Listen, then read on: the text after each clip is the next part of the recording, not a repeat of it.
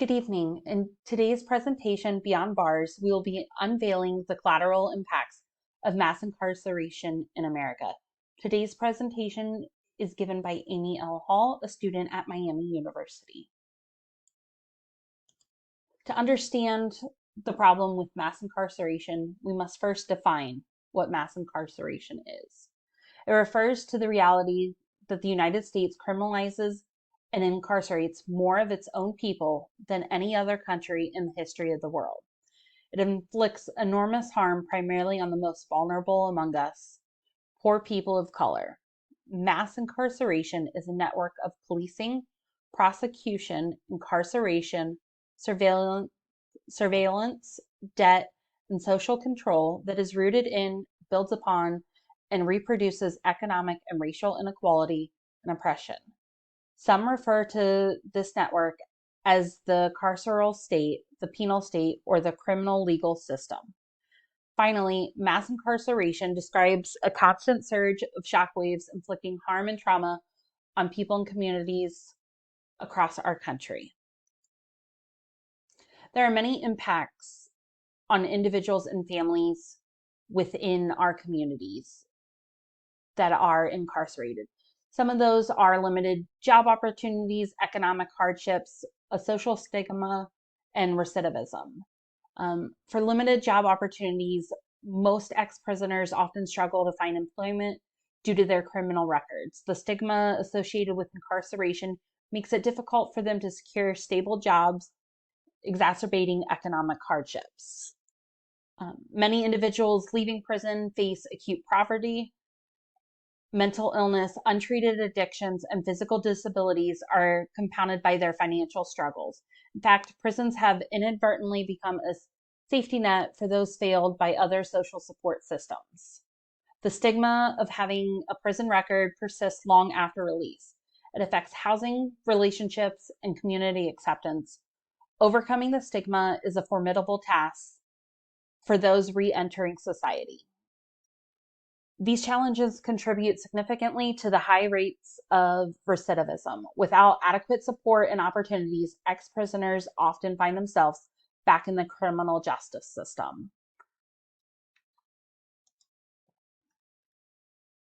So how is the community itself impacted? The community itself is impacted through poverty, mental health impacts, and educational impacts for students. The impact of parental incarceration in Ohio. Ohio is the fourth in the nation with the number of kids who have experienced a parent incarcerated in jail, with 1 in 14 youth in the United States having experienced an incarcerated parent. So where do the kids go when a parent is incarcerated? It's reported that most go to live with other family members. Incarcerated parents who lived with their minor children at the time of arrest report their child or children are now in the care of the other parent, a grandparent, or other relatives, while some do end up in what is called the system with foster care, if they are not able to be placed with a family.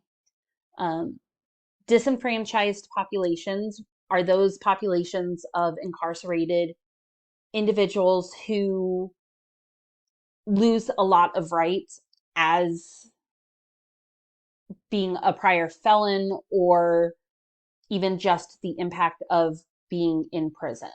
So as of 2020, approximately 5.17 million people in the United States are disenfranchised due to felony convictions. This number has declined nearly by 15% since 2016, thanks to new policies enacted by states to address this issue. Currently, 1 in 44 adults, approximately 2.27% of the total US voting population, is disenfranchised due to current or previous felony convictions. This does vary significantly from state to state due to the impact itself on those felons and prior inmates. Disenfranchisement rates for Ohio has 47,000 people who are disenfranchised, with Florida remaining the leader in disenfranchisement with over 1.1 million people currently being banned from voting. Many of them cannot afford court-ordered monetary sanctions or unaware of the amount they owe. There are also a lot of racial disparities with that. 1 in 16 African Americans of voting age is disenfranchised, a rate 3.7 times greater than that of non-African American populations. So the overall price with that for our community and for the families of incarcerated individuals is parental incarceration disrupts children's educational trajectories.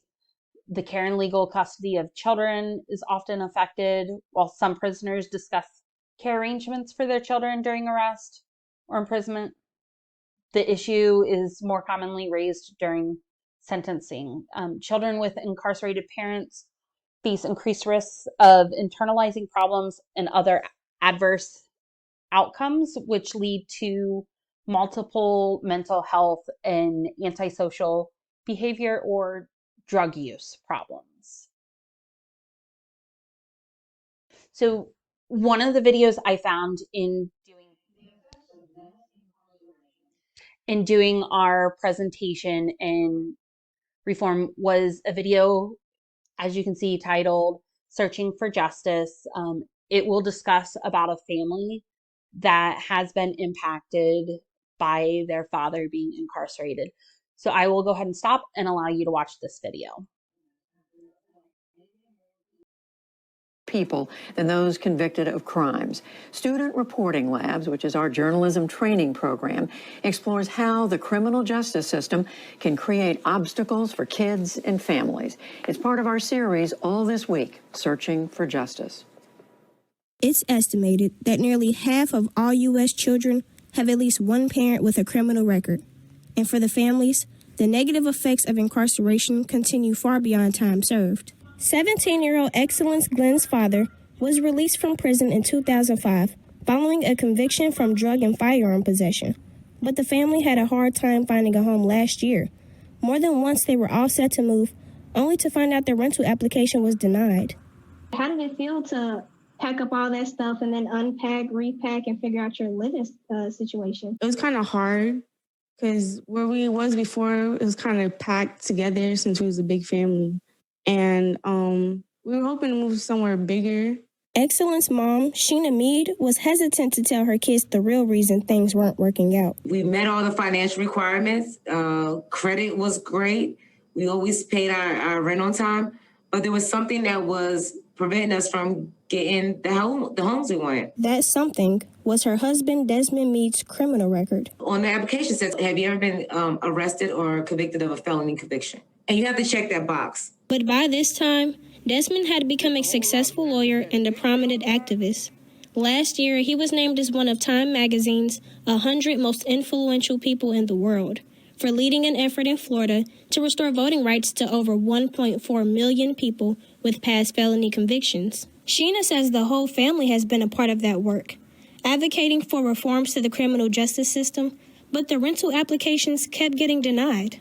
And so we would come home to have to tell the kids, well, this house didn't go through after all the excitement, or this house didn't go through. The ironic thing about it, it was right after myself and the children, we had celebrated. Desmond had got his own day. The mayor and the commission had deemed Orange County Desmond Mead Day, which is September 10th. Looking back on that and looking at the work you do, how does that feel? Like, are you angry at that? It always gets me upset. It makes me more upset when I think about other people who are not as fortunate or doesn't have the time or the resources to take all that time and keep going back and forth. Sheena says they finally got approved for a place after she went directly to the owner of a home they were interested in and shared a letter about the family, along with press clippings showing all their accomplishments. No one should have to do that, to have affordable or safe housing. But that was our reality.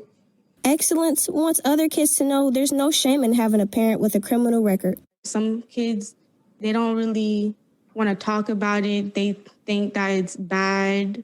They feel embarrassed. But it's not something you should be embarrassed about. Not only are people prevented from voting, they're prevented from finding homes and houses and living where they want freely because of the system. I think that could have been a missed opportunity to really talk to our children. And that's what I'm hoping that others will hear from this is like, let's not miss those opportunities to inform and educate our community and our families instead of shying away from it. For the PBS NewsHour Student Reporting Labs, I'm Mary Williams. So how do we fix this? Things that we can look at to fix this moving forward is prison and jail reform, which will allow us to create safe environments in prisons for both staff and inmates.